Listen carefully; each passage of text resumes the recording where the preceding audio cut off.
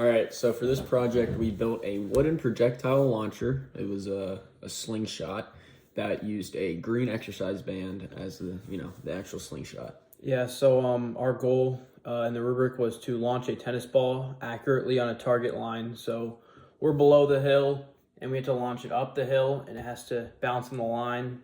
As you know, but yeah. All right, and then so we ran into the problem by figuring out how to launch the ball with both power and accuracy, and precision. So I mean, it was obviously tough, but Yeah, and through some trial and error, the launcher had to be strong enough to handle the tension without shaking. So we kind of had to find a way to stabilize the actual structure with this like band, and as you can see. Yep.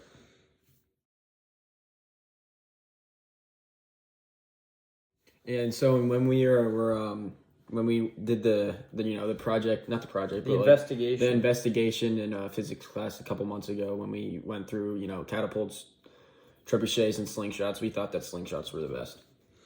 Yeah, and they all use stored energy, so we chose a slingshot style launcher. And then we also predicted issues like uneven tension with it and bad angle release. And just when we would pull it down, maybe the structure would break and stuff like that. So we had to go through all those steps to figure out how to do it. And then so we found out that we firstly built a base, like a rectangular base, to be able to support both of it with two vertical posts. Right here shows when we were building the vertical posts and lining it up correctly. So at first the posts were too far apart through our trials when we launched in Sam's backyard.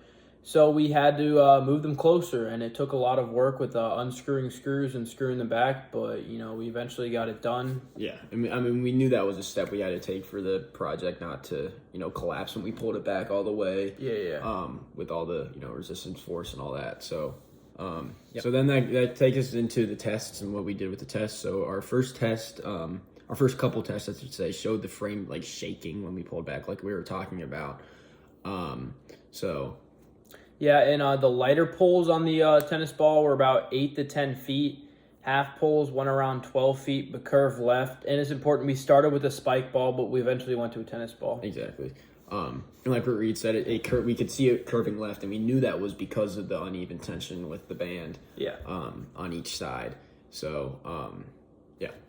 So I'm obviously not an artist, but this is kind of what the beams look like. Like one was kind of slanted to the left and one was straight, so we had to fix that, and we did. So to fix the shaking, we added angled support beams. We'll attach a picture, but they're kind of 45-degree angle, and that helped the stability. And then these are the support beams. They're shown here, and you can really see that they made the post more straight and, resulted in a more accurate shot. Exactly. And then we also rearranged the nail for the band with the added support beams, so it would be perfectly. So I mean, there's not much to see here, but this is just us nailing it in, and yeah. And we put the post together so the band released smoothly. We used measurements like a ruler, so we could mark it up where to put them. So it would be smooth when we hammered the band in. Yeah. Chipped the nail, but it still worked. Exactly. And we had to nail it into the thing, but it just made the launch more smooth and accurate. And then after that, our shots went around 15. They went above the hill. They went where we got them, and they were much straighter. We got better shots, more accurate, and more precise shots, and they were straighter. Yeah. So this video shows us when you added in the support beams, and we're still trying to figure out the correct place to pull it all the way back to get the most accurate shot, which shows our engineering process. So our final launcher kept the same structure, but was way more stable, with the band and everything, consistent. Yeah, and like we said, we tested the pullback, how much it should be pulled back, halfway, lightly, and like I said, with the 10, 8 feet, whatnot. But we found out that, we were trying to find the best pullback to make it more consistent. And we tested many times, about 50. And maybe more. And the ball landed very close to the line countless times. It was close. But it was never, really on it. But we knew it could. And we knew the right place to put it. And miraculously, You can say it. Yeah, like, so it miraculously, like, I couldn't believe it. He left 'cause he had to leave while we were launching. Like, he basically gave up, but No, I gave up. I had sources of strength. he had something to do, but I launched it. You know, Mr. Radloff saw us with his own eyes, but it literally got so lucky. It bounced off when I launched it, and it rolled and bounced onto the white line. It was like a miracle. I couldn't even believe it. It was perfect. I was very happy to get the text that our ball landed on the line. That was great. So then our earlier shots only went, a little bit farther, and we knew it had to be more, accurate, and it had to go farther so it could land on the line and not roll down. And then our frames added more strength as it needed. Yeah, it kind of gave it more support for the actual force. And after adding more support, the ball went a little bit farther and didn't be able to go up the hill. Yeah, and it's more accurate. And so whenever it curved, we checked the band's tension and fixed the nails. Yeah, and after many tests, our shots became, pretty consistent. It got to relatively where we wanted it to be, but obviously it wasn't perfect. Like when we tested it, it went farther. We just needed that consistency which we were going for, and we landed close, many times on the line. Especially when we were just testing on alone, but like you saw how lucky we got pretty lucky on the final shot, but we were in the test range when we were testing it with ourselves. We knew that it had the potential to bounce off and get on the line. Mm-hmm. So obviously there's a little bit of physics behind it. So lots of physics behind it. So the band stores potential energy when you pull it back, like elastic potential energy. Yeah, and then so when it releases, that energy becomes, more prominent, and it launches the ball. So when you pull it back, it expands the band, and there's a bunch of forces pulling it backwards, which makes it go forward. Like we learned about in class today, like when you're walking when you push back so you can go forward, and when you're driving a car, the tires go back so you can go forward. That's basically what this was. Right, and so Newton's second law explains the more force equals more acceleration. So if I pull more force on the back of it, find a way to have it stable, the ball is going to go farther. Exactly, Newton's second law. And so the ball follows the projectile motion of the path, and it curved, obviously, because of gravity. We learned about that, F of G.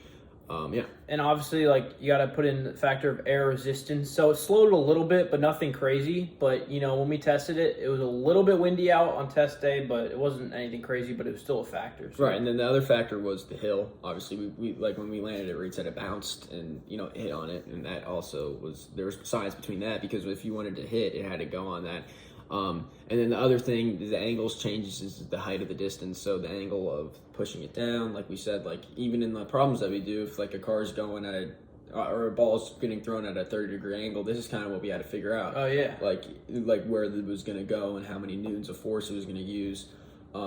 And we don't know the exact amount of newtons. But exactly, we couldn't calculate that, but we knew that if you pull back it far enough, it's going to have more newtons, and we were just trying to figure out the proper amount, the angle that we needed for success. Mm-hmm. And we eventually got there. Right. So this project, it was fun. It was hard work. Taught us a few things about how to properly drill nails in. Yeah, that was a big use thing. Wood. We went to Home Depot, learned a few skills and how to properly measure stuff, and it was a little bit harder in the egg drop, but it was good experience, I guess. Yeah, and like Reed said, with the egg drop, we kind of just had a box, and we kind of knew how to do all those things, how to glue and tape. But with this one, we really learned how to the engineering part of it, and how to nail stuff together, how to pick out wood, how to saw wood, and all that kind of stuff. And that really helped us. And then the other things, we applied what we learned in physics class, the potential motion, projectile motion, Newton's second law, like we talked about. Yeah. When something gets pulled back, there has to be something else. And yeah, we also talked about how the angles played a role in it, and if something gets pulled down more, it's going to go higher up. But if you get the perfect spot, which Reed eventually did, it will land on the line. And it was overall just a fun project, and we're looking forward for the next one. Yeah, actually, I think I liked it more than the egg drop. I thought it was. I thought the building was more fun, but yeah. Right. All right. Well, thank you for your time. Yeah, thank you.